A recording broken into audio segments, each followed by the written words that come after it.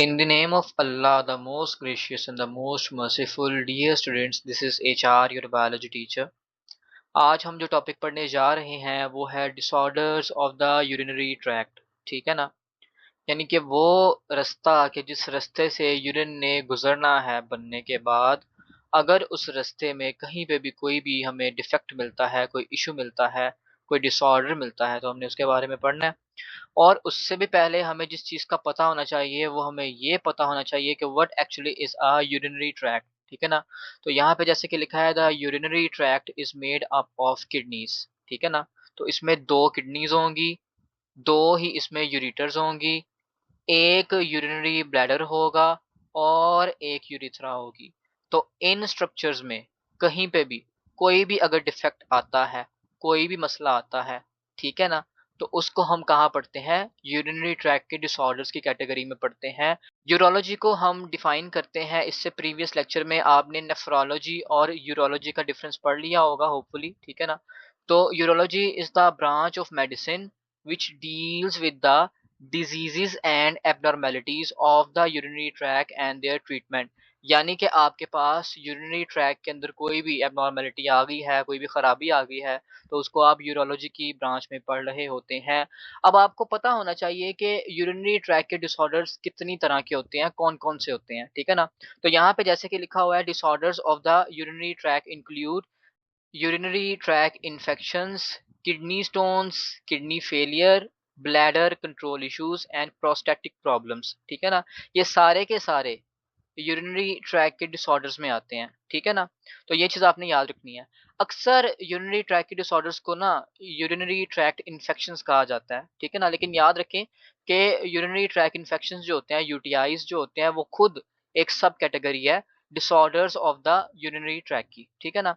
अब यहाँ पे जो क्वेश्चन मैं आपसे करने जा रहा हूँ, चीज़ें मैं आपसे पूछना चाह रहा हूँ, ठीक है ना, वो क्या है कि इनमें से कौन कौन सा डिफेक्ट किस किस टाइप का है। सबसे पहले लिखा हुआ है यूरिनरी ट्रैक्ट इन्फेक्शन। तो ये किस टाइप का डिसऑर्डर है? तो आपका आंसर होना चाहिए ये एक infectious infectious type of disorder है। ठीक है ना। जिसके अंदर आपके पास इन्फ्लेमेशन देखने को मिलती है। ठीक है। तो ये तो आपके पास हो गया सिंपल सा आंसर, बहुत ही इजी आंसर। फिर दूसरी हमने पढ़ी किडनी स्टोन्स। ये किस टाइप का डिसऑर्डर है? ये किस किस्म का डिसऑर्डर है? तो आपका आंसर होना चाहिए ऑब्स्ट्रक्टिव। ठीक है। ऑब्स्ट्रक्टिव ऐसा डिसऑर्डर होता है कि जिसमें आपके पास कोई ऑब्स्ट्रक्शन आ जाती है, कोई रुकावट आ जाती है यूरिन के फ्लो के अंदर। ठीक है ना। और ऐसा हम कहाँ पे देख सकते हैं? हम ऐसा ट्यूमर फॉर्मेशन के अंदर भी देख सकते हैं कि आपके पास यूरिनरी ट्रैक के अंदर कोई भी ट्यूमर बन चुका है, यूरेटर के अंदर सपोज एक ट्यूमर बन चुका है, वो क्या कर रहा है? रुकावट पैदा कर रहा है यूरिन के फ्लो के लिए। ठीक है ना। यहाँ आपके पास कोई प्रोस्टेट की प्रॉब्लम है। ठीक है ना। तो प्रोस्टेट बड़ा हो चुका है, उसकी वजह से यूरिन पास करने में इशू आ रहा है, तो ये एक ऑब्स्ट्रक्टिव डिसऑर्डर हो जाएगा। या आपके पास स्टोन बन चुका है। ठीक है ना। ये भी एक ऑब्स्ट्रक्टिव डिसऑर्डर है। फिर किडनी फेलियर, ये एक फंक्शनल डिसऑर्डर है कि जिसमें आपकी किडनी की फंक्शनिंग खराब हो चुकी है। ब्लैडर कंट्रोल इश्यूज, ये भी आपके पास मेजरली एक फंक्शनल प्रॉब्लम होती है कि आपके पास ब्लैडर की फंक्शनिंग जो होती है वो खराब होती है। ठीक है ना। इसके अलावा आपके पास प्रोस्टेट की प्रॉब्लम्स है जिसको हमने ऑब्स्ट्रक्टिव की कैटेगरी में रखा हुआ है। तो कोई एक डिसऑर्डर जो है ना वो किसी भी दो कैटेगरी में भी आ सकता है। ठीक है ना। अगर आपके पास किडनी स्टोन बना था, किडनी स्टोन बनने के बाद उसका इलाज नहीं करवाया, उसको ऐसे ही छोड़ दिया, चलते-चलते वो किडनी को भी डैमेज करने लग गया। सपोज़ रीनाल पेल्विस के अंदर एक स्टोन बना था, उसने क्या किया, इनिशियली तो उसने वहाँ पे यूरिन के फ्लो को रोका। ठीक है ना? उससे पेन भी होती है, उससे बाकी सिम्पटम्स भी आते हैं, लेकिन आपने उसका ट्रीटमेंट नहीं करवाया। ठीक है ना? उससे क्या होगा? किडनी खराब होने लग जाएगी। ठीक है ना? तो याद रखें कि अब यहाँ पे ऑब्स्ट्रक्शन भी है, यहाँ पे फंक्शनल इश्यू भी आ जाएगा। Some urinary tract disorders last for only a short time while the other are long lasting। ठीक है ना। तो कुछ डिसऑर्डर्स जो होते हैं वो एक थोड़े ही अरसे में रिजॉल्व हो जाएंगे और बाकी जो होंगे उनको टाइम लगेगा ट्रीटमेंट के दौरान। ठीक है। तो यहाँ पे ना हम इन सबको बारी बारी पढ़ते हैं कि कौन कौन से डिसऑर्डर्स होते हैं। तो हमने 5 डिसऑर्डर्स में पढ़ने हैं। उसमें सबसे पहले हमने इन्फेक्शंस पढ़ने हैं, फिर स्टोन्स पढ़ने हैं, फिर फेलियर पढ़ना है, फिर ब्लैडर से रिलेटेड कुछ चीज़ें पढ़ लेनी है और प्रोस्टेट की प्रॉब्लम्स को डिस्कस कर लेना है। जो आज का लेक्चर है इसमें हम क्या पढ़ेंगे, इसमें हम इन्फेक्शंस और स्टोन्स के बारे में पढ़ेंगे और हम उनकी ट्रीटमेंट को भी देखेंगे लाज़मी, ठीक है ना? तो सबसे पहले आपके पास जो क्वेश्चन है वो है यूरिनरी ट्रैक्ट इन्फेक्शन, ठीक है ना? Infections which affect any part of the urinary tract are called as UTIs, ठीक है ना? तो आपके पास इस ट्रैक्ट के अंदर कोई भी हिस्सा है उसके अंदर इन्फेक्शन हो जाए तो ये आपके पास यूरिनरी ट्रैक इन्फेक्शन है, ठीक है? बेसिकली कोई ऑर्गेनिज्म है जो कि आपकी ट्रैक्ट को खराब कर रहा है, ठीक है? अब इसमें यूटीआई की टाइप्स लिखी हुई हैं, ठीक है ना? टाइप्स के अंदर आपने सिंपल क्या देखना है, ठीक है ना? आपकी बुक ने इसको किस तरह से एक्सप्लेन किया है कि अगर यूरिनरी ट्रैक के अपर पार्ट में इंफेक्शन है, ठीक है ना? अपर पार्ट खराब हुआ है तो उसको उन्होंने कहा हुआ है पाइलोनेफ्राइटिस, ठीक है? Pyelonephritis is the infection in the upper part. Lower part के जो इंफेक्शंस हैं उसमें हमारे पास सिस्टाइटिस आ जाता है और यूरीथ्राइटिस आ जाता है, ठीक है ना? यानी कि आपके पास अगर इंफेक्शन होगा किडनी का, ठीक है? किडनी का कोई हिस्सा है वो खराब हो रहा है इन्फेक्शन की वजह से तो ये पाइलोनेफ्राइटिस है। अगर आपके पास ब्लैडर इशू हो रहा है, ठीक है ना? तो ये आपके पास सिस्टाइटिस है, ठीक है? और अगर आपके पास यूरिथ्रा का इशू हो रहा है तो ये यूरिथ्राइटिस है, ठीक है ना? तो आप इस बुक के अंदर सिंपली देख सकते हैं कि उन्होंने 3 तरह की डिजीज़ेज़ यहाँ पे लिखी हुई हैं, ठीक है ना? आज का जो लेक्चर होगा वो थोड़ा-सा इंटरेक्टिव होगा, कुछ चीज़ें जो हैं वो आपको थ्योरी के बगैर सिखाई जाएँगी, ठीक है ना? तो इस चीज़ के ऊपर बड़ा गौर से बैठिएगा, ठीक है ना? लेक्चर को बड़े ध्यान से सुनिएगा। तो सबसे पहले नेम ऑफ द डिजीज़ है, इसमें आपके पास आ जाती है पायलोनेफ्राइटिस, यूरिथ्राइटिस और सिस्टाइटिस, ठीक है ना? कॉज़ में उन्होंने लिखा हुआ है इकोलाई, ठीक है? फिर से इकोलाई और फिर से इकोलाई, ठीक है ना? इससे हमें क्या समझने को मिलता है कि आपके पास बैक्टीरिया इन्फेक्शन कर सकता है, ठीक है ना? और उसमें से भी मोस्ट कॉमनली इकोलाई करते हैं इन्फेक्शन, ठीक है ना? फिर आपके पास आप आगे पढ़ते हैं क्लेमाइडिया एंड गोनोरिया, ठीक है? तो ये आप क्या पढ़ रहे हैं? आप बैक्टीरियल इन्फेक्शंस पढ़ रहे हैं, ठीक है ना? कि इनकी वजह से ये वाले इन्फेक्शंस हो सकते हैं। क्या सिर्फ बैक्टीरिया ही ये इन्फेक्शन कर सकते हैं? आंसर है नो, बैक्टीरिया के अलावा फंगस भी इन्फेक्शन कर सकता है, ठीक है ना? फंजाई भी इन्फेक्शन कर सकते हैं और इसी तरह से वायरसेस ये भी इन्फेक्शन कर सकते हैं, ठीक है ना? सो मोस्ट कॉमनली तो आपके पास बैक्टीरियल इन्फेक्शंस हैं और उसमें भी infections caused by the E coli हैं, लेकिन फंजाई और वायरसेस ये भी क्या कर सकते हैं? इन्फेक्शन कर सकते हैं। If the bacterium reaches the kidney it brings nausea, vomiting, back pain, high fever with cold. Then हमारे पास यूरिथ्राइटिस की इसने बात की है कि आपके पास फीलिंग द फ्रीक्वेंट और urgent need to urinate, difficulty starting urination, pain during sexual intercourse, discharge from the urethral opening और वेजाइना। और इसी तरह से आपके पास क्या है? सिस्टाइटिस के सिम्टम्स हैं, ठीक है ना? जिनको आपने देख लेना है, ठीक है ना? ये सारे सिम्टम्स यहाँ पे लिखे हुए हैं, इनको आपने खुद ही पढ़ लेना है, ठीक है ना? क्योंकि ये चीजें बार बार अभी रिपीट होने जाएंगी, हम इनको बार बार देखने जा रहे हैं, ठीक है? तो चलिए हम यहाँ पे कॉजेज ऑफ यूटीआईज की तरफ चलते हैं कि यूटीआईज एक्चुअली में होती क्यों है, ठीक है ना? तो जैसा कि अभी हमने डिस्कस किया, UTIs can be caused by bacteria, ठीक है? दे can B caused by viruses, they can be caused by fungi, ठीक है ना? बैक्टीरिया में सबसे पहले जो हमने कॉजिंग ऑर्गेनिज्म पढ़ा है जो मोस्ट कॉमनली यूटीआई में इन्वॉल्व होता है वो है इकोलाई, ठीक है ना? देन आपने एक और बैक्टीरिया का नाम याद रखना है, आपकी बुक ने और भी स्पीशीज मेंशन की हुई हैं कि जो कि यूटीआई को कॉज करती हैं और उसमें से एक नाम है स्टेफिलोकोकस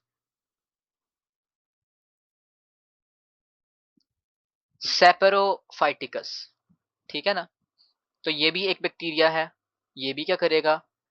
ये भी यूरिनरी ट्रैक इन्फेक्शन करेगा, ठीक है? देन फिर तीसरे नंबर पे जो ऑर्गेनिज्म आता है उसका नाम है क्लेब्सिएला, ठीक है ना? आपकी बुक ने सिर्फ इसका नाम लिखा हुआ है, हम इसका पूरा नाम लिखेंगे प्राइमरीली क्लेब्सिएला निमोनिया, ठीक है? ये क्या करेगा? ये यूटीआई कॉज करेगा। देन आपके पास फोर्थ नंबर पे एंटीरोकोकस स्पीशीज आती है, ठीक है? जो कि क्या कर रही है? जो कि इन्फेक्शन कर रही है। देन फिफ्थ नंबर पे आपके पास प्रोटियस मिराबिलिस के नाम से एक और स्पीशीज है जो कि इन्फेक्शन कॉज कर रही है। देन कुछ वायरसेस भी होते हैं जो कि आपके पास यूटीआई कॉज करने में इन्वॉल्व होते हैं। फंगस की अगर हम बात करते हैं, ठीक है ना, तीसरी कैटेगरी में आपके पास जो फंजाई हैं उनकी बात करें तो उसमें आपके पास कैंडिडा एल्बिकेंस का नाम मेंशन किया गया, ठीक है ना, कैंडिडा एल्बिकेंस, ठीक है।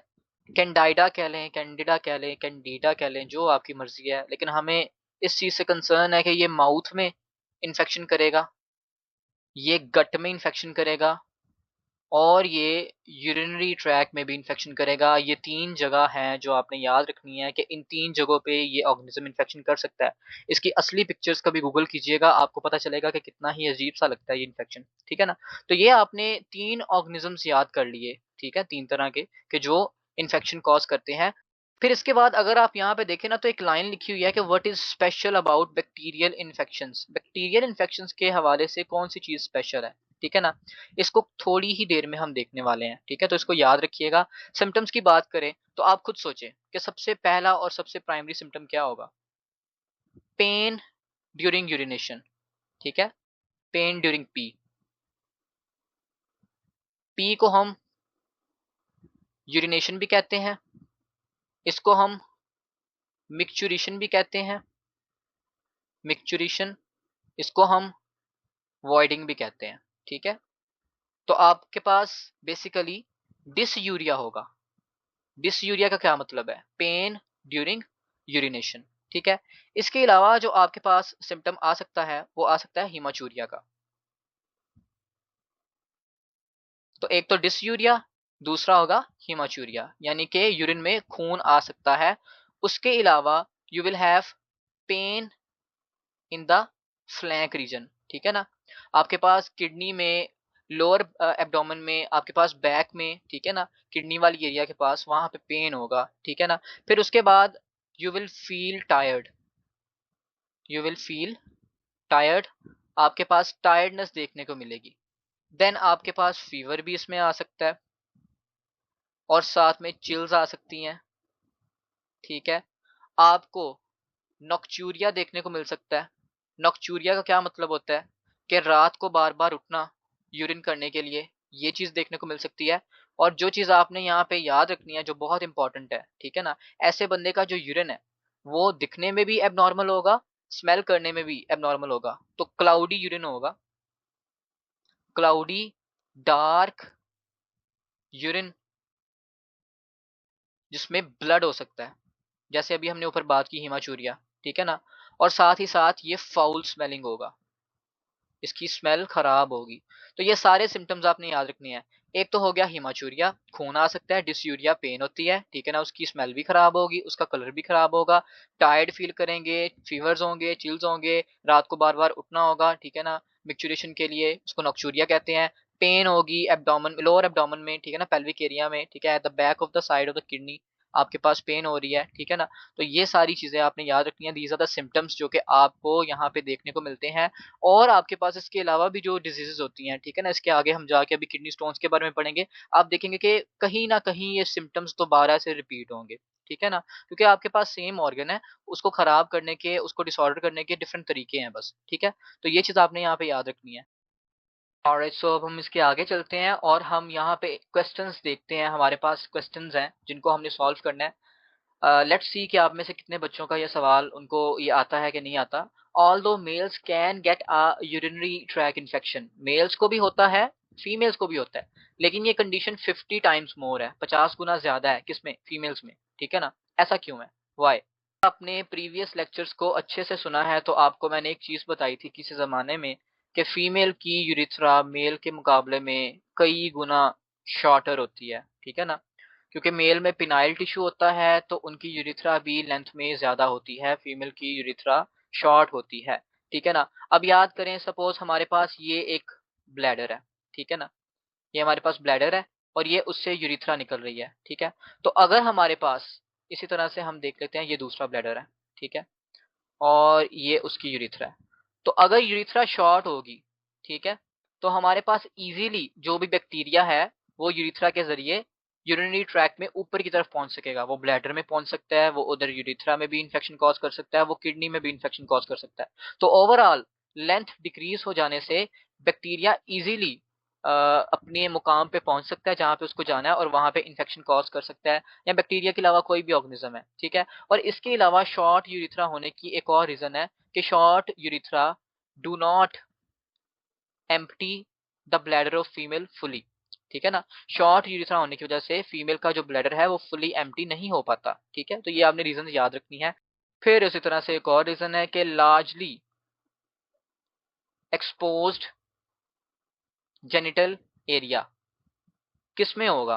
फीमेल्स में होगा। फीमेल्स में जेनिटल एरिया लार्जली एक्सपोज्ड होता है, उसकी वजह से आपके पास कोई भी पैथोजन है या कोई भी आपके पास बैक्टीरिया वायरस है वो इजीली एंटर कर सकता है तो यूरिनरी ट्रैक में, और वहां पे इन्फेक्शन कॉज कर सकता है। और फिर अगर हम फीमेल में डिस्कशन करें तो सबसे ऊपर जो ओपनिंग होती है वो होती है यूरिथ्रा की ओपनिंग एक फीमेल में, उसके नीचे वजाइनल ओपनिंग होती है, उसके नीचे एनल ओपनिंग होती है, ठीक है।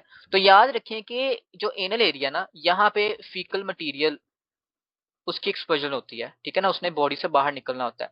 तो कुछ जो फीकल मटेरियल है जो यहाँ पे है वो क्या कर सकता है, वो इजीली एंट्री गेन कर सकता है यूरिथ्रा के जरिए यूरिनरी ट्रैक में, ठीक है ना। और इसी तरह से फीमेल की वेजाइनल कैनाल में भी एंटर कर सकता है एनस पे लगा हुआ फीकल मटेरियल, और उस फीकल मटेरियल में क्या होगा, उसमें बैक्टीरिया हो सकता है नहीं बल्कि होता है, ठीक है ना। तो ये चीज आपने यहाँ पे याद कर लेनी है, ठीक है ना। अब मैंने आपसे एक सवाल किया था ऊपर, ठीक है ना, कि बैक्टीरियल इन्फेक्शन स्पेशल क्यों होते हैं। देखिए आपके पास फंगल इन्फेक्शन जो होते हैं ना, ठीक है,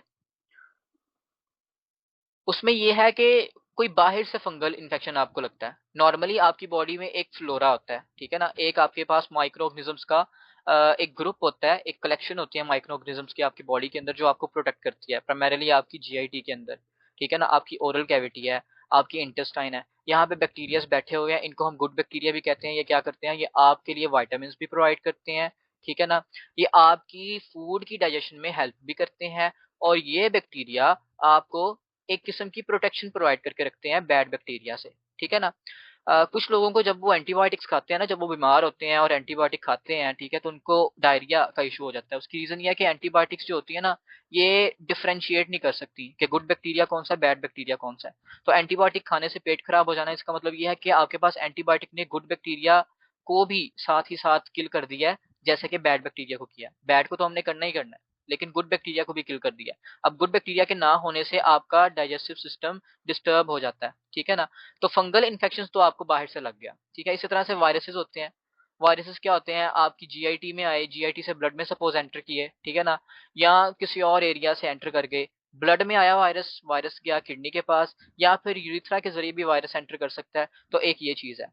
अब बैक्टीरियल इन्फेक्शन की अगर हम बात करें ना, तो चूंकि आपके पास डेफिकेशन एक कॉमन प्रोसेस है, ठीक है ना, डेफिकेशन एक मोर कॉमनली अक्रिंग प्रोसेस है, तो फीकल मटेरियल में जो बैक्टीरिया है ये ज्यादा इंपॉर्टेंट और ज्यादा कॉमन कॉज क्यों होती है यूटीआईज की, क्योंकि ये बैक्टीरिया यूरिथ्रा के जरिए यूरिनरी ट्रैक में जा सकते हैं। तो हमने यहाँ पे जो सवाल किया था, what is special about bacterial infections, hope so कि आपको यहाँ पे इसकी समझ आ चुकी होगी, ठीक है ना, कि फीसिस के अंदर बैक्टीरिया होते हैं, ठीक है, और फीकल मटेरियल अगर तो एनल एरिया पे वहां पे रह जाता है, ठीक है, तो वहां से बैक्टीरिया फिर इजीली अप्रोच कर सकते हैं आपके यूरिनरी सिस्टम को। अब याद रखिए कि ऊपर हमने एक और चीज पढ़ी थी, हमने पढ़ा था कि आपके पास पाइलोनेफ्राइटिस है, हमने आपके पास पढ़ा था कि सिस्टाइटिस है, और हमने पढ़ा था यूरिथ्राइटिस है। हमने वहां पे यूरिटर का नाम क्यों नहीं लिया, which of the following part of the urinary tract is less prone to the UTIs. तो आपका आंसर डेफिनेटली क्या होना चाहिए, यूरिटर आपका आंसर होना चाहिए, कि यहाँ पे यूटीआईज देखने को नहीं मिलते, या बहुत लेस कॉमनली आपको देखने को मिलते हैं।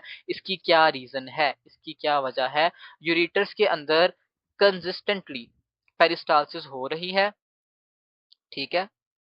वो क्या कर रही है, वो यूरिन को या कोई भी बैक्टीरिया अगर उधर है भी उसको आगे की तरफ भेज देती है। लेकिन मेन रीजन जो सबसे ज्यादा इंपॉर्टेंट रीजन है, जो सबसे अहम है, वो ये है कि आपके पास ग्लाइकोज अमाइनोग्लाइकन्स प्रोड्यूस होते हैं यूरिटर्स के अंदर। यूरिटर के अंदर जो गैग्स होते हैं, ग्लाइकोज अमाइनोग्लाइकन्स। अच्छा वैसे गैग्स होते क्या हैं, बेसिकली आपके पास हेट्रो पॉलीसैकेराइड्स होते हैं, ठीक है ना। अब ये हेट्रोपोलिसैकेराइड्स क्या करते हैं, आपके पास यूरेटर्स को प्रोटेक्शन प्रोवाइड करते हैं, ठीक है। तो जिसकी वजह से यूरेटर्स में जो यूटीआईज हैं उनका चांस बहुत ही कम होता है, ठीक है।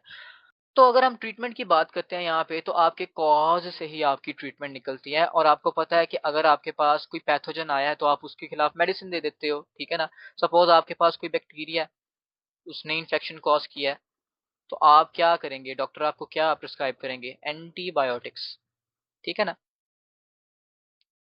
सो वो एंटीबायोटिक्स आपको यूज करवाते हैं। लेकिन ये तो चले मेडिसिन की बात होगी। जो सबसे इंपॉर्टेंट काज होता है ना किडनी स्टोन्स का या इन्फेक्शंस का, वो होता है डिहाइड्रेशन। आप लोग पानी कम पीते हो, अभी भी आप लोग बैठे होगे, आप लेक्चर ले रहे होगे, आपने पानी नहीं पिया होगा, ठीक है। तो वो एक इस हवाले से ना मीम भी बहुत ज्यादा वायरल हुआ था कि स्टे हाइड्रेटेड, अपने आप को हाइड्रेटेड रखें। तो हाइड्रेशन जो होता है ना, ये बहुत ही एक कमाल की चीज है। हाइड्रेशन के ज़रिए आपके यूरिन का वॉल्यूम इंक्रीज़ होता है, यानी कि आपका यूरिन ज़्यादा बनता है। अगर कोई बैक्टीरिया जो है उसने एंटर कर भी गया है, सपोज़ एक बैक्टीरिया है वो यूरेटर के अंदर बैठा हुआ है, तो अगर यूरिन ज़्यादा बन रहा है, ठीक है ना, हाई अमाउंट में बन रहा है, तो वहाँ से वो बैक्टीरिया उसके साथ ही फ्लश हो जाएगा। और इसी तरह से आपने एक और चीज़ नहीं भूलनी, वो है पर्सनल हाइजीन, ठीक है। पर्सनल हाइजीन को भी आपने याद रखना है। तो इन्फेक्शन को फाइट करने के लिए ये चीजें हम यहाँ पे अपनी डिफेंस के अंदर यूज कर रहे होते हैं।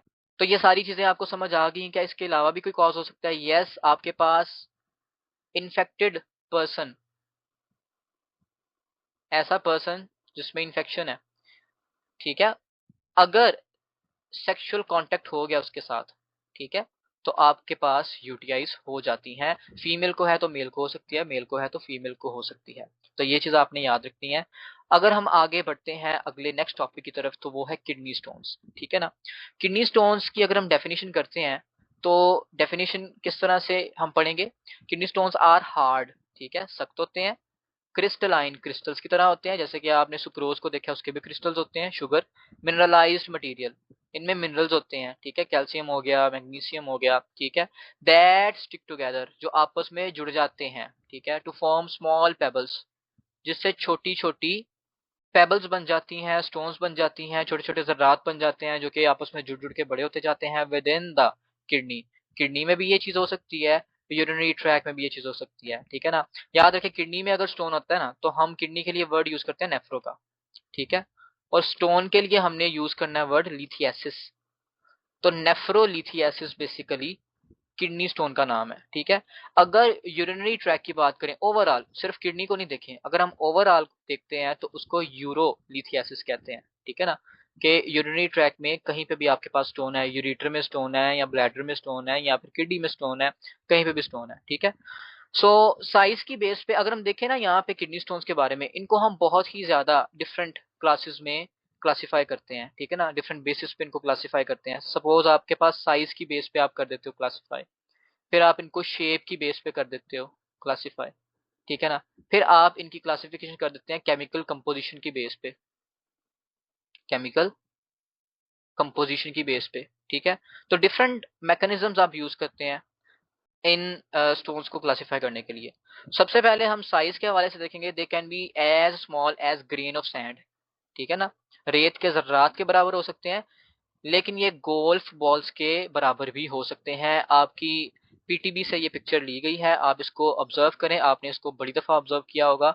आगे चलते हैं, ये यहाँ पे आप देख सकते हैं, एक पिक्चर शो की गई है।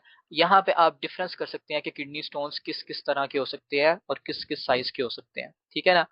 नेक्स्ट हम बात करते हैं स्मॉल साइज स्टोन्स की। स्मॉल साइज किडनी स्टोन्स यानी कि इनका कितना साइज होता है, 2 से 3 मिलीमीटर, यानी कि आपके पास 20 से 30 सेंटीमीटर, इतने साइज के stones they travel out of the body through the urinary track without causing symptoms, ठीक है ना। लेकिन ये स्टेटमेंट इनकम्प्लीट है, आपको लिखना चाहिए था विद एडिक्वेट हाइड्रेशन, ठीक है। तो अगर आप अच्छी तरह से पानी पीते हैं, तो आपके पास अगर कोई छोटा सा स्टोन बनता है, हो सकता है आप में से बहुत लोगों के पास अभी किडनी में या यूरिनरी ट्रैक में कहीं पे भी छोटा सा बहुत ही माइनर सा कोई स्टोन हो, आप पानी पिए और वो स्टोन जो है डिजोल्व होके यूरिन के जरिए निकल जाए बाहर, ठीक है ना। तो बेसिकली इसमें आपके पास इतनी कोई ट्रीटमेंट नहीं चाहिए होती, या हमें इसमें मेडिसिन का भी इतना यूज नहीं करना पड़ता, और इसके सिम्टम्स भी नहीं आते। लार्ज साइज किडनी स्टोन्स में कॉज सिम्टम्स, अगर स्टोन का साइज बड़ा हो चुका है, ठीक है ना, तो हमारे पास यानी कि आप कह सकते हैं कि 9 mm से बड़ा साइज हो चुका है, ठीक है ना, या इसके करीब का साइज है, तो फिर आपके पास पेन वाइल यूरिनेशन जिसको डिसयूरिया कहते हैं, ब्लड इन यूरिन जिसको हिमाचूरिया कहते हैं, sharp pain in the back and lower abdomen, ये भी हमने पढ़ा हुआ है, नोजिया वॉमिटिंग ये भी हमने पढ़ा हुआ है, तो ये सारे सिम्टम्स आपको देखने को मिलेंगे, ठीक है। देन हम बात करते हैं types, chemical nature and causes of the kidney stones. अब याद रखें यहाँ पे हमने ना टाइप्स को और कॉजेज को इकट्ठा स्टडी करने का सोचा है, ठीक है ना। ऐसा क्यों है? क्योंकि आपके पास जो उसके कॉज है ना वही उसकी टाइप से रिलेटेड है, ठीक है। तो आपने ना सबसे पहले इस थ्योरी को पढ़ने के बाद हम मेजर मेजर कॉजेज एस्टेब्लिश करेंगे, ठीक है ना। उन कॉजेज को एस्टेब्लिश करने के बाद हम टाइप्स को एक्सप्लेन करेंगे, ठीक है ना, क्योंकि वो टाइप्स कॉजेज के साथ ही रिलेट कर रही होंगी। तो आपके पास कॉज वजह क्या है, ठीक है, किसी भी किडनी स्टोन की। Anyone may develop a kidney stone but people with certain disease and condition और those who are taking certain medication are more susceptible to the stone development. उन्होंने क्या है कि ऐसे लोग जिनके अंदर कोई डिजीज चल रही है, ठीक है, या कोई उनके अंदर वैसे कोई कंडीशन है, या ऐसे लोग जो कि खास किस्म की दवाइयां ले रहे हैं, इनमें स्टोन बनने के चांसेस ज्यादा हैं। अलबत्ता हर इंसान को स्टोन हो सकते हैं, हेल्दी पर्सन को भी स्टोन हो सकते हैं। किडनी स्टोन्स फॉर्म बनते हैं when there is a decrease, जब आपके पास कमी आती है इन द वॉल्यूम एंड और an excess of stone forming substance in the urine, यानी कि वॉल्यूम ऑफ द यूरिन जब कम हो जाता है, वही बात की जब आप पानी कम पीते हैं तो आपके पास कंसंट्रेटेड यूरिन होता है, उसमें आपके पास सॉल्ट की अमाउंट ज्यादा होती है, वाटर की अमाउंट कम होती है, तो वो जो सॉल्ट है वो प्रेसिपिटेट हो सकते हैं, आप उसमें जुड़ सकते हैं, ठीक है ना, तो उसकी वजह से किडनी स्टोन हो जाते हैं। इसी तरह से अगर आपके पास यूरिन का जो वॉल्यूम है वो नॉर्मल है, लेकिन ऐसे सब्सटेंसेस जो कि स्टोन बना सकते हैं आपका, उनका इनटेक ज्यादा है, तो डेफिनेटली उससे भी स्टोन्स हो सकते हैं, ठीक है ना। और इसी चीज को हम एक्सप्लेन करेंगे आगे, ठीक है ना। तो ये देखिए, सबसे पहले हम अगर मोस्ट इंपॉर्टेंट कॉज देखें तो कंटिन्यूअस स्टेट ऑफ डिहाइड्रेशन, क्या आप पानी नहीं पीते, continuous state of dehydration it is the main cause of kidney stone, ठीक है। देन इसके अलावा मल्टी वाइटामिन, ठीक है। अब यहाँ पे बहुत से बच्चे सोच रहे होंगे कि मल्टी वाइटामिन तो हमारे लिए अच्छे होते हैं, लेकिन ये वो मल्टी वाइटामिन है जो आप अपनी मर्जी से लेते हैं। जरा सी भी कोई बॉडी के अंदर पेन हुई, या जरा सी भी कोई बॉडी के अंदर आपको कोई चेंज नजर आई, आपने क्या किया, आपने मल्टीविटामिन का इंटेक शुरू कर दिया अपनी ही मर्जी से, साशे जो है ना उसको घोल के पी लिया या मेडिसिन खा ली। तो अगर आप अनकंट्रोल्ड इनटेक ऑफ मल्टीविटामिन करते हैं तो ये मल्टीविटामिन आपकी बॉडी को फायदा देने की बजाय नुकसान भी दे सकते हैं, तो ये चीज आपने याद रखनी है।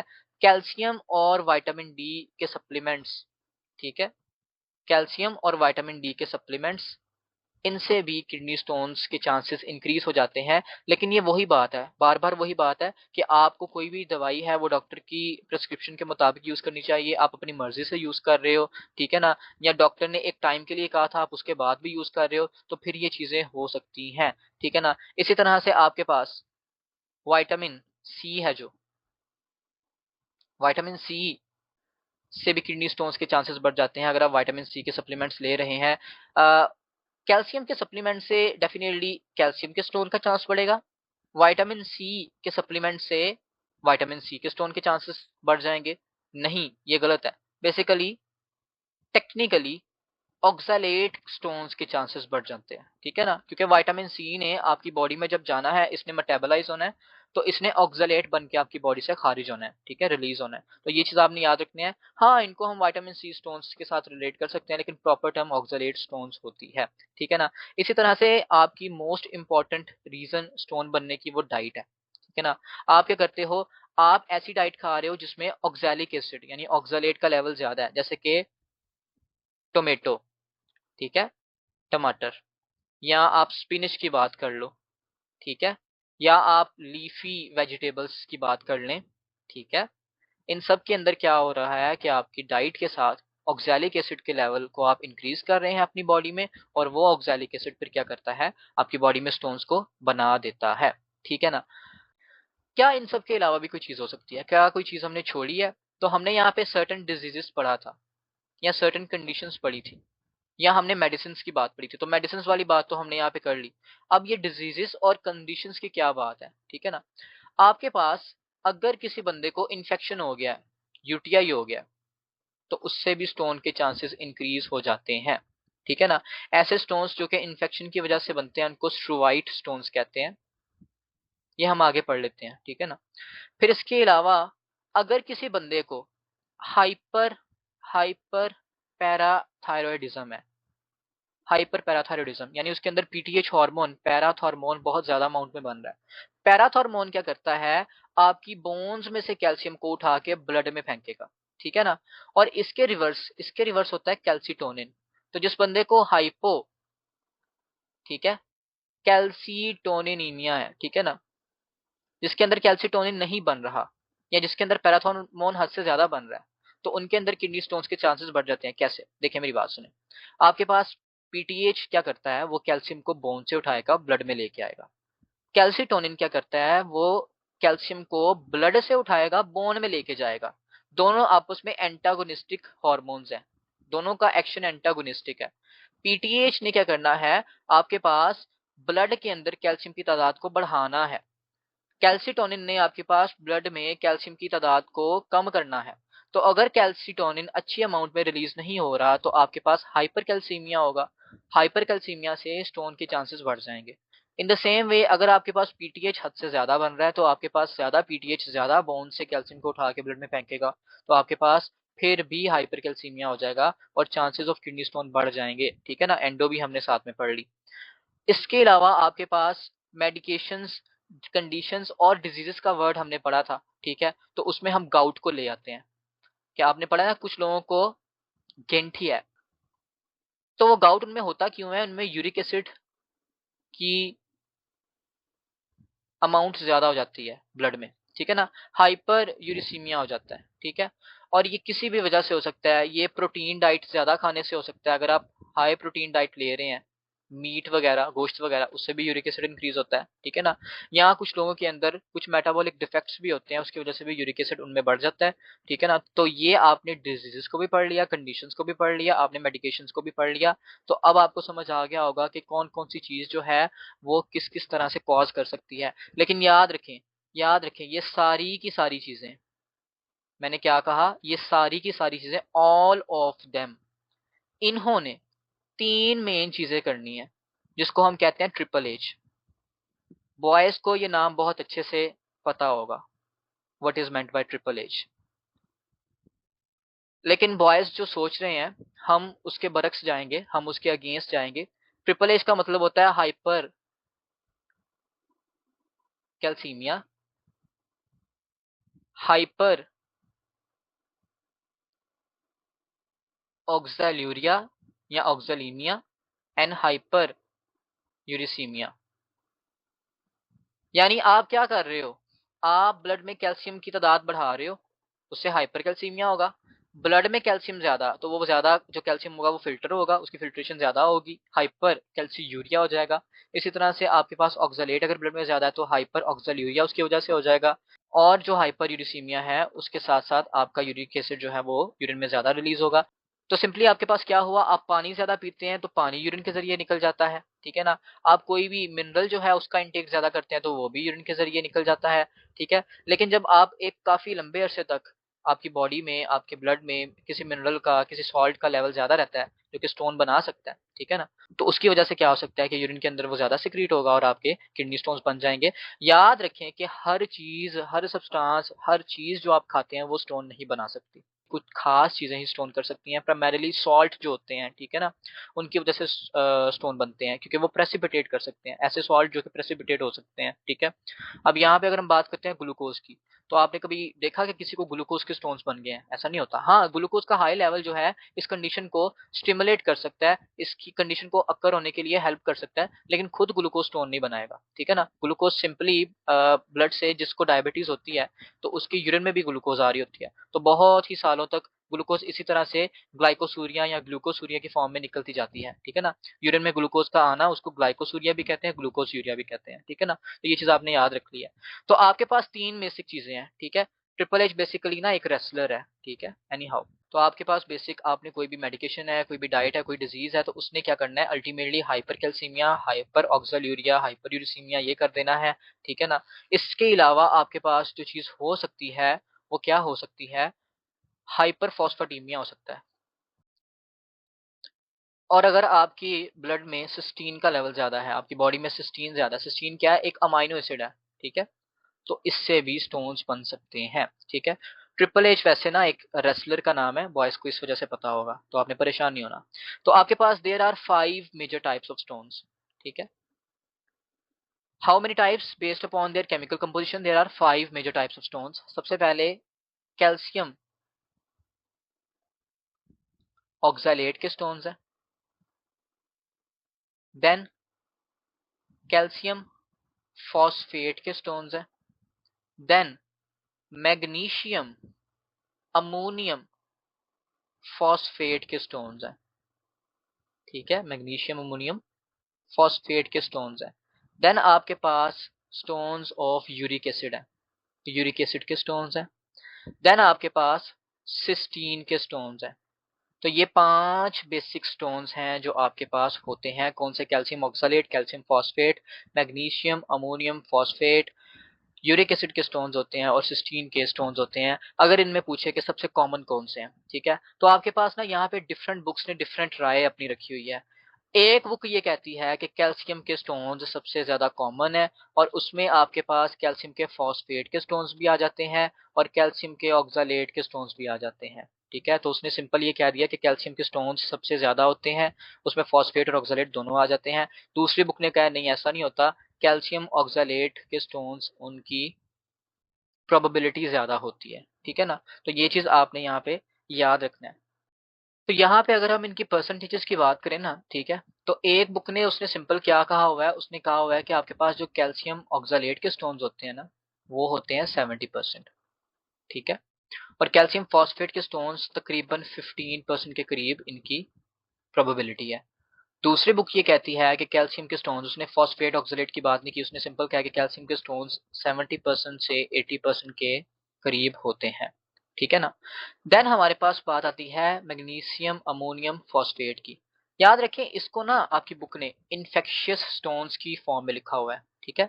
आपके पास जो इन्फेक्शन के स्टोन्स होते हैं ना, यूटीआई हुआ किसी को, उसमें बैक्टीरिया आया, बैक्टीरिया की वजह से इन्फेक्शन हुआ, इन्फेक्शन की वजह से जो स्टोन बने हैं, उन स्टोन्स के अंदर दो मेन कंपाउंड्स होते हैं, एक होता है मैग्नीशियम अमोनियम फॉस्फेट, एक होता है कैल्शियम कार्बोनेट फॉस्फेट जिसको कैल्शियम कार्बोनेट एपेटाइट भी कहते हैं। लिहाजा मैग्नीशियम अमोनियम फॉस्फेट और कैल्शियम कार्बोनेट एपेटाइट जिसको कैल्शियम कार्बोनेट फॉस्फेट भी कहा गया है, ये दो तरह के स्टोन्स होते हैं। कब बनते हैं, इन्फेक्शन की सूरत में बनते हैं।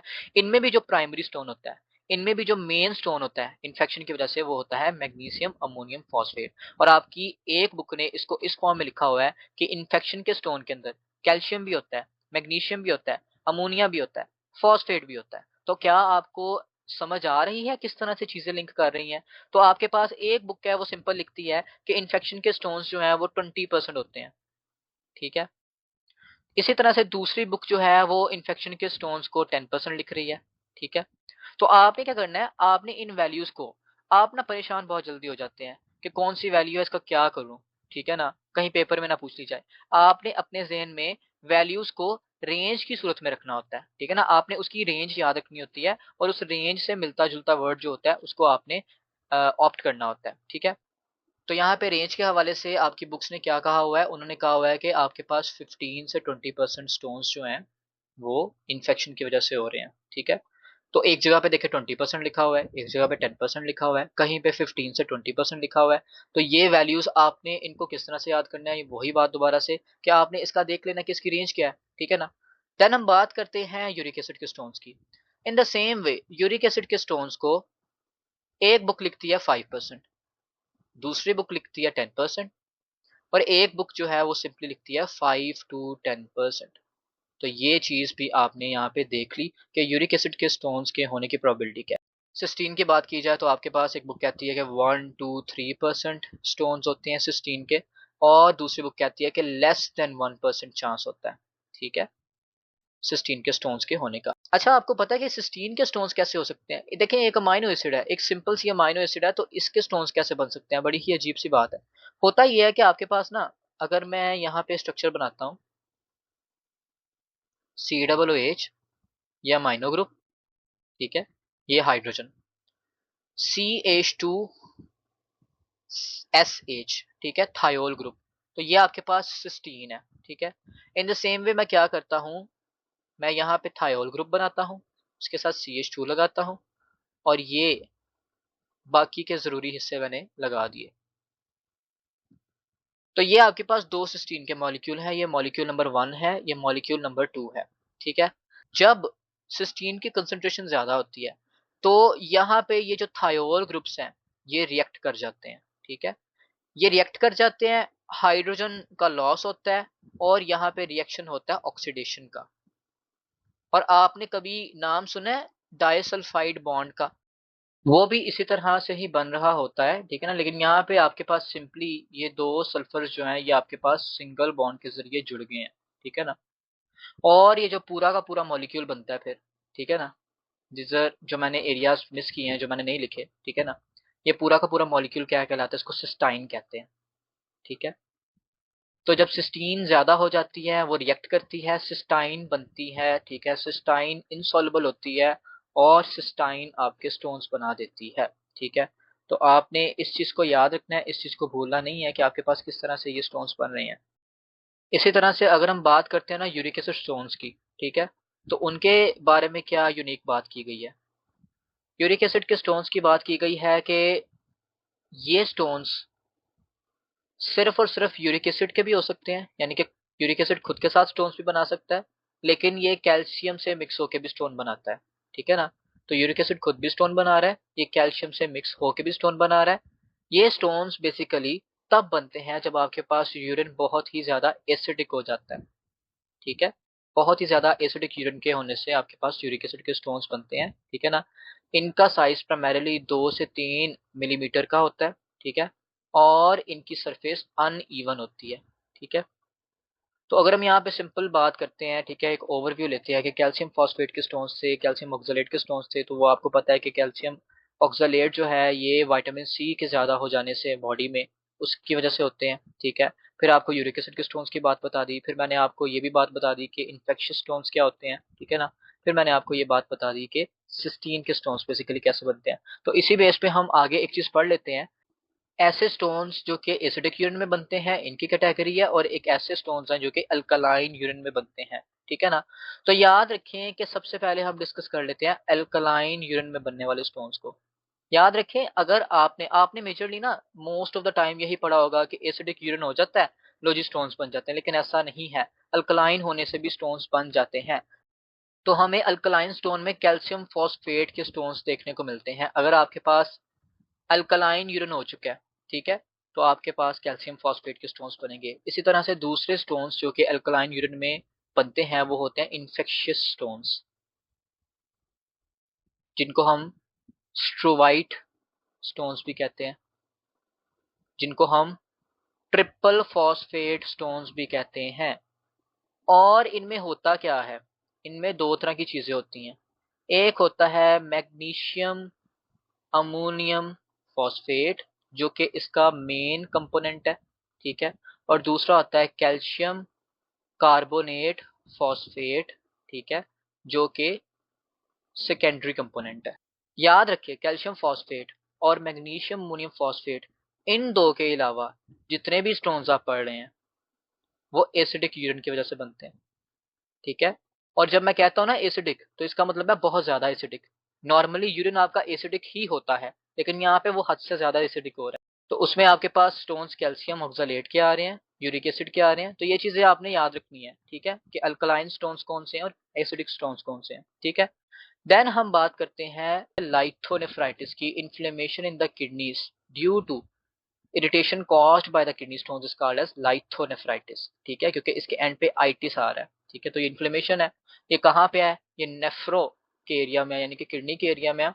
और बेसिकली ये हो क्यों रही है? लाइथो की वजह से, यानी कि स्टोन की वजह से।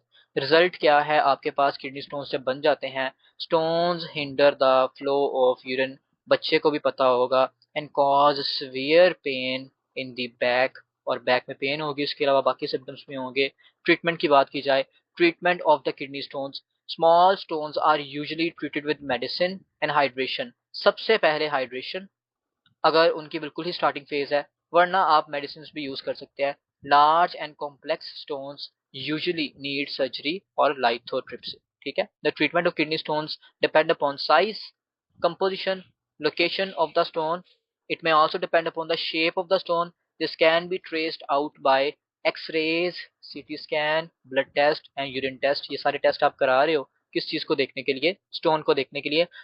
Most of the stones under 0.5 centimetre यानी कि 5 mm can spontaneously pass from the kidney, kidney से आराम से गुजर जाते हैं। But most stones greater than 1 centimetre, ठीक है, यानी कि 10 mm के करीब जो स्टोन्स होते हैं, ठीक है, दे कैन नॉट पास। तो उसके लिए हमें क्या चीज चाहिए होती है? हमें सर्जरी चाहिए होती है। ठीक है, तो अभी तक देखिए हमने सारे के सारे इन्फेक्शंस को पढ़ लिया, हमने स्टोन्स को पढ़ लिया। हम आगे चलते हैं अपने ट्रीटमेंट मेथड्स की तरफ कि कौन से मेथड्स ऐसे हैं जिनकी मदद से हम स्टोन्स की ट्रीटमेंट कर सकते हैं।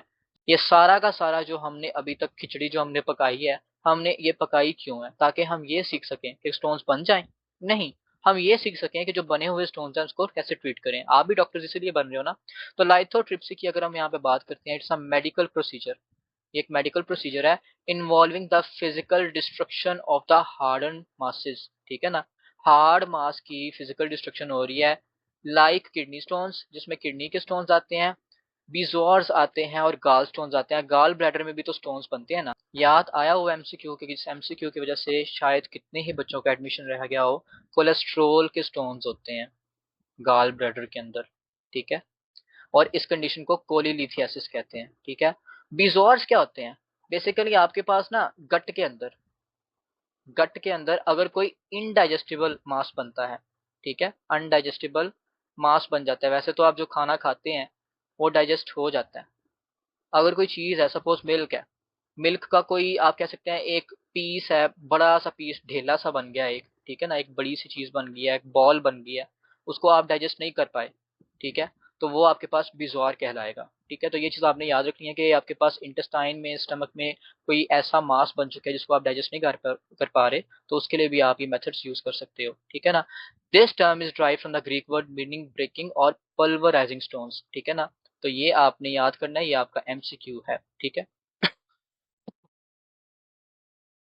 so next we are moving on to the types of lithotripsy. There are two basic types of lithotripsy. Lithotripsy की दो main types होती हैं, extra corporeal method and intra corporeal method. अगर आप उसको बाहर से ही तोड़ रहे हो, आप बॉडी पे कट नहीं लगा रहे, कोई चीर फाड़ नहीं कर रहे, सर्जरी नहीं कर रहे, कुछ भी नहीं कर रहे, बस बाहर से आपने कोई मैकेनिज्म यूज किया तो उसको तोड़ दिया, ये एक्स्ट्रा कॉर्पोरियल मेथड है। इंट्रा कॉर्पोरियल मेथड में आप क्या करते हैं? आप बॉडी के अंदर अप्रोच करके स्टोन को तोड़ते हैं। ठीक है ना, so the type of procedure depends upon the type of stone and it's size. Stone का साइज क्या है, उसकी नेचर क्या है, उसकी टाइप क्या है, उस टाइप की बेस पे हम डिसाइड करते हैं कि हमें कौन सा मेथड यूज करना है, एक्स्ट्रा कॉर्पोरियल या इंट्रा कॉर्पोरियल। अब अगर यहाँ पे मैं बात करूं कि स्मॉल स्टोन है, कोई छोटा सा स्टोन है, तो उसके लिए कौन सा मेथड यूजफुल होगा?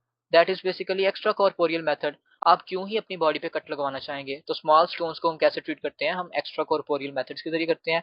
जैसे जैसे स्टोन का साइज बढ़ता जाएगा, आपकी टेक्निक्स डिफरेंट होती जाएंगी और आपकी बॉडी को कट देना पड़ेगा। Typically small stones can be treated with extra corporeal method, यानी कि एक्स्ट्रा कॉर्पोरियल शॉक वेव लाइथोट्रिप्सी। ठीक है, जो कि मोस्ट कॉमन मेथड भी है, एक एडवांस मेथड है। ठीक है ना, और लार्जेस्ट स्टोन्स का कैसे इलाज करना चाहिए इंट्रा कॉर्पोरियल मेथड्स के जरिए, जैसे कि परक्यूटेनियस नेफ्रोलिथियासिस। ठीक है, लिहाजा हम इन मेथड्स को थ्योरी पढ़ने से पहले थोड़ा साइड पे डिस्कस कर लेते हैं। ठीक है, कि एक्चुअली में ये मेथड किस तरह से हो रहे हैं। ठीक है, तो आपने जो चीजें याद रखनी है वो कौन सी चीजें हैं? सबसे पहले आपने मेथड याद करना है extra corporeal shock wave lithotripsy, then percutaneous nephrolithotomy, then laser lithotomy, then laparoscopic lithotomy, then open surgery. याद रखिए ये सारे मेथड अभी हम डिटेल में देखेंगे, ठीक है ना। यहाँ पे मैं आपको सिर्फ एक बेसिक आइडिया देना चाहता हूँ। तो सबसे पहले है ESWL, extra corporeal shock wave lithotripsy. मेरे पास एक पेशेंट है सपोज ये वाला, ठीक है। मैं उसकी बॉडी पे स्टोन्स पर बाहर से कोई वेव्स फेंकूंगा, ठीक है। उन वेव्स के जरिए वो स्टोन हिट होंगे और वो टूट जाएंगे छोटे पीसेस के अंदर, स्मॉलर पीसेस के अंदर टूट जाएंगे, या फिर इवन दो के वो सैंड के अंदर भी बन सकते हैं, कन्वर्ट हो सकते हैं, ठीक है। और उस सैंड को या स्टोन को मैं अलाउ करूंगा कि वो बॉडी से बाहर निकल जाए, ठीक है, यूरिन के जरिए। परक्यूटेनियस नेफ्रोलाइथोटॉमी के अंदर क्या होता है कि आपके पास आप क्या करते हो, आप किडनीज को अप्रोच करते हो एक कट के जरिए। आप छोटा सा स्किन पे कट लगाओगे, उस कट के जरिए, ये वही पेशेंट है, उस कट के जरिए आप किडनीज को अप्रोच करते हैं या उस स्टोन को अप्रोच करते हैं, ठीक है ना। और आप क्या करते हैं, आप बॉडी के अंदर बेसिकली उस स्टोन को तोड़ते हैं, ठीक है ना। बेसिकली PCNL में आप क्या करते हैं, आप किडनीज के पास एक कट लगाते हैं स्किन पे, आप नेफ्रोस्कोप को इंसर्ट करते हैं, नेफ्रोस्कोप के साथ कैमरा और लाइट होती है। आप क्या करते हैं, आप फिर अल्ट्रासोनिक लाइथोट्रिप्टर ऐड करते हैं, ठीक है ना। लाइथोट्रिप्टर स्टोन को तोड़ने वाली डिवाइस, अल्ट्रासोनिक जो कि अल्ट्रासोनिक वेव्स जनरेट करती है, ठीक है। तो आप क्या करते हैं, आपने जो रास्ता क्रिएट किया ना, आपने नेफ्रोस्कोप को ऐड किया, तो आप एक क्या करते हैं, लाइथोट्रिप्टर, अल्ट्रासोनिक लाइथोट्रिप्टर आपने ऐड किया, वो क्या करेगा, वो स्टोन के पास जाके वेव्स फेंकेगा। जब वो स्टोन के पास जाके वेव्स को फेंकेगा, वो वेव्स उसको हिट करेंगी, ठीक है। और उसके बाद वो स्टोन्स वहां पे टूट गए। आप क्या करेंगे, आप अब ग्रेस्पर ऐड करेंगे, ग्रेस्पर उसकी बॉडी में इंट्रोड्यूस कराएंगे जो कि उन स्टोन्स को ग्रेस्प करके पकड़ के बाहर निकाल देगा, ठीक है। तो ये आपके पास PCNL में होता है। लेजर लाइथोट्रिप्सी भी इसी तरह से होती है कि आप क्या करते हैं, आप कट लगाते हैं हल्का सा, और आप अपने लिए एक रास्ता क्रिएट करते हैं। फिर आप क्या करते हैं, आप लेजर के जरिए उन स्टोन्स को तोड़ते हैं। अल्ट्रासोनिक लाइथोट्रिप्टर क्या करता है, वो वेव्स फेंक के तोड़ता है उसको। लेजर क्या करती है, लेजर उसको लेजर के जरिए तोड़ती है। इसी तरह से आप क्या कर सकते हैं, आप ना बैलिस्टिक लाइथोट्रिप्सी एक होती है, बैलिस्टिक लाइथोट्रिप्सी में आप क्या करते हैं, आपने छोटे छोटे ना एयर के जैसे हम कहते हैं ना प्रोजेक्टाइल, फिजिक्स में आप पढ़ते हैं कि हम प्रॉपर एक रॉकेट है उसको फेंकते हैं। तो एयर को आपने कंप्रेस किया होता है और आप एयर को प्रेशर के जरिए फेंकते हैं, ठीक है ना, स्टोन पे, और उससे वो स्टोन टूट जाता है। एयर को आप कंप्रेस्ड एयर को एज अ प्रोजेक्टाइल यूज करते हैं बैलिस्टिक लाइथोट्रिप्सी के अंदर। इन द सेम वे लेपारोस्कोपिक लाइथोट्रिप्सी होती है। इसके अंदर आप क्या करोगे, अब यहाँ पे आप कट लगाएंगे, ठीक है, स्किन पे, और आप किडनीज को रीच करेंगे। लेकिन यहाँ पे आप किडनी पे भी हल्का सा कट लगाएंगे, ठीक है। आप एब्डोमेन के जरिए अप्रोच करते हैं किडनी को, ठीक है। एब्डोमेन के ऊपर आपने कट लगाया, आपने अप्रोच किया किडनी को, और आपने क्या किया, आपने किडनी पे भी एक छोटा सा कट लगाया, ठीक है, क्योंकि आपके पास स्टोन का साइज बड़ा होता जा रहा है। तो आपने उधर कट लगाया, आपने वहां से सपोज रिनाल पेल्विस है उसके पास थोड़ा सा कट लगा के मैंने उधर से स्टोन निकाल लिया, ठीक है। और ओपन सर्जरी जो होती है, ओपन सर्जरी में आप क्या करते हैं, आप प्रॉपरली एक प्रॉपर वाउंड देते हैं, ठीक है ना, ठीक है, एक प्रॉपर इंसिजन देते हैं आप, और उस इंसिजन के जरिए आप क्या करते हैं, स्टोन को निकालते हैं, जो कि सबसे कॉम्प्लेक्स स्टोन को निकालने के लिए मेथड यूज होता है open surgery. I hope so कि आपको यहाँ पे बेसिक सा कॉन्सेप्ट मिल चुका होगा, थोड़ी बहुत चीजें इसमें समझ आ चुकी होंगी। तो हम यहाँ पे इसकी थियोरी भी पढ़ लेते हैं, हम एक दफा देख लेते हैं कि हम यहाँ पे समझ क्या रहे हैं। Extra corporeal shock wave lithotripsy, ECWL uses an instrument called lithotripter, which is used to generate shock waves, ultrasonic waves, X-rays from outside the patient's body. ठीक है, आप पेशेंट की बॉडी के बाहर से फेंक रहे हो। Focused on the stone, breaking it into small pieces और even sand, आप उसको sand में भी तोड़ सकते हैं। After these treatment, these small pieces will pass through urinary tract. आप उन stones को नहीं निकालते, वो stones naturally बाहर निकलते हैं यूरिन के जरिए, Aahista Aahista. This treatment usually takes 45 minutes to 1 hour. MCQ बन सकता है, and may be done under general anesthesia so that the patient do not feel any pain. आप उसको बेहोश कर सकते हैं पेशेंट को। Shock wave lithotripsy is more advanced method, ठीक है ना, ये बहुत एडवांस्ड मेथड है, in which shock waves are being focused on the stones from outside the body after being broken the smaller fragments are passed into the urine. ये वही बात आ गई, it is a non invasive method. ये एक ऐसा method है जिसकी वजह से आपको कोई कट नहीं लगाना पड़ रहा, आपको कोई डैमेज नहीं देना पड़ रहा पेशेंट की बॉडी को। आप सिंपली बाहर से मशीन लगाते हैं, जैसे कि इस पिक्चर में शो भी किया हुआ है, और आप पेशेंट का स्टोन तोड़ देते हैं, ठीक है। तो ये एक नॉन इन्वेजिव मेथड है, ठीक है। परक्यूटेनियस नेफ्रोलाइथोटॉमी, इसके अंदर क्या होता है, अ PCNL procedure is more commonly used when ESWL is not successful. जब ये सक्सेसफुल ना हो फिर हम इसकी तरफ आते हैं। सबसे पहले एक ट्यूब इंसर्ट की जाती है इनटू द पेशेंट्स बैक, नहीं, सबसे पहले एक कट लगाया जाता है फिर ट्यूब इंसर्ट की जाती है, ठीक है। into the kidney to create a track. हम एक ट्रैक बनाते हैं. A nephroscope with camera and light is run through the track to directly see the stone inside the kidney. आपने फिर क्या किया, नेफ्रोस्कोप को ऐड किया, उसके पास कैमरा लाइट है, आपने उस ट्रैक के अंदर स्टोन को ढूंढ लिया. Ultrasound equipment such as ultrasonic lithotripter, कोई ऐसी इंस्ट्रूमेंट, कोई ऐसी डिवाइस जो कि अल्ट्रासोनिक वेव्स जनरेट कर सकती है, उसको फिर आप क्या कर सकते हो, इंसर्ट करते हो to break up the stone, कि आप स्टोन को तोड़ दें. while watching the stone through the scope, the stone fragments can be grasped. इनको पकड़ा जा सकता है, इनको बाहर निकाला जा सकता है with a special equipment called the grasper and pulled through the tract out from the kidney. So ultrasonic lithotripsy involves the usage of ultrasonic probe. ये वही प्रोब है बेसिकली जिसके जरिए आपने क्या किया, स्टोन्स को तोड़ा. Through a telescope tube to break up the stones and then pulled out through a grasper. तो ये सारा का सारा प्रोसीजर आपके पास आप यहाँ पे कर रहे हैं. This procedure is use to remove the stone when they can not pass on their own. ESWL में आपने क्या किया था, स्टोन्स को खुद से ही रिमूव होने के लिए अलाउ किया था. यहाँ पे आपने ऐसा नहीं होने दिया. It is a minimally invasive method, यानी कि इसमें आपको स्किन के ऊपर इंसिजन देना पड़ता है, लेकिन बहुत ही छोटा सा डैमेज आप बॉडी को दे रहे हो. ठीक है ना. Incision is made on the skin and through that area you approach the kidney. This is made under general anesthesia in which the patient will be asleep. ठीक है ना, सो रहा होगा. During this procedure, one catheter is placed into the bladder to drain the urine out of the body. Then another catheter is inserted into the ureter to track down the stone by visual device. ठीक है ना. तो basically ये एक extra point है कि आप क्या कर रहे हो, आप एक कैथीटर ब्लैडर में भी ऐड कर रहे हो ताकि आप क्या करो, आप पेशेंट का यूरिन जो है उसको निकाल लो पहले. ठीक है. ये आप इस पिक्चर को देखें जरा, इसको ऑब्जर्व करें. आप देख सकते हैं कि यहाँ पे ये एक डॉक्टर है. आईपीस के जरिए वो डॉक्टर जो है देख रहा है किडनी स्टोन की तरफ. नेफ्रोस्कोप उसने बॉडी में एंटर की हुई है स्किन के जरिए. ठीक है ना. और साथ ही साथ आपने क्या किया, आपने एक अल्ट्रासोनिक प्रोब लगाया हुआ है. आपने क्या किया है, एक लाइथोट्रिप्टर लगाया हुआ है जो कि क्या करेगा, वेव्स को जनरेट करेगा, जो कि वेव्स जाके स्टोन के ऊपर हिट करेंगी और स्टोन टूट जाएगा. ठीक है ना. ESWL में आप बाहर से वेव्स फेंक रहे थे, बॉडी के बाहर से. ठीक है. Another treatment is ureteroscopy via laser lithotripsy, in which long tube-shaped tool is used to find, remove, and break the stone. A laser is used to break the stone into small pieces so that the pieces may pass through the urinary tract. अब यहाँ पे आप क्या कर रहे हैं, आप उस बंदे की यूरिट्रोस्कोपी कर रहे हैं. ठीक है ना. उधर आपने क्या किया था, आपने परक्यूटेनियसली उसको अप्रोच किया था स्टोन को, यानी कि आपने कट लगाया, आपने उस कट के जरिए क्या किया, स्टोन को अप्रोच किया. इधर आप क्या कर रहे हो, इधर आप अप्रोच करने का तरीका थोड़ा सा डिफरेंट यूज कर रहे हो. ठीक है ना. आपने यहाँ पे क्या किया, आपने उसकी यूरिथ्रा के जरिए यूरिट्रोस्कोप को ऐड किया, यूरिटर के जरिए आपने स्टोन को अप्रोच किया और आपने लेजर के जरिए उस स्टोन को डिस्ट्रॉय कर दिया. ठीक है ना. तो अब मुझे ये बताएं, क्या ये मेथड इन्वेजिव है या नहीं. ये मेथड इन्वेजिव नहीं है. क्यों, क्योंकि आपने कोई भी कट नहीं लगाया, आप जो एक नेचुरल रास्ता बना हुआ है, ठीक है, जो कि एक एनाटॉमी का नेचुरल रास्ता है, उस रास्ते के जरिए आपने अप्रोच किया स्टोन को. ओके.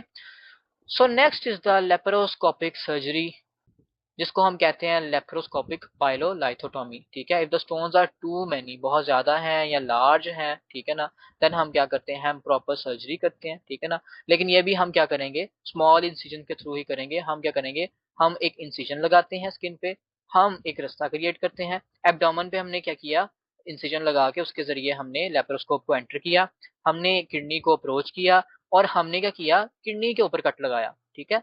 किडनी पे छोटा सा कट लगाया, सपोज रिनाल पेल्विस के एरिया में, फिर से वही बात, वहां पे कट लगाया और वहां से आपने स्टोन निकाल लिए. ठीक है ना. तो यहाँ पे आप सर्जरी कर रहे हो. ठीक है. और आपको पिक्चर में भी नजर आ सकता है. सो नेक्स्ट हम बात करेंगे ओपन पाइलोलाइथोटॉमी की.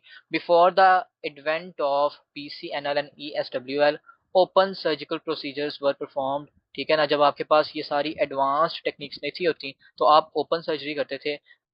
This is less often necessary now, but sometimes it is still performed, especially for large, complicated stag-horn branched stones.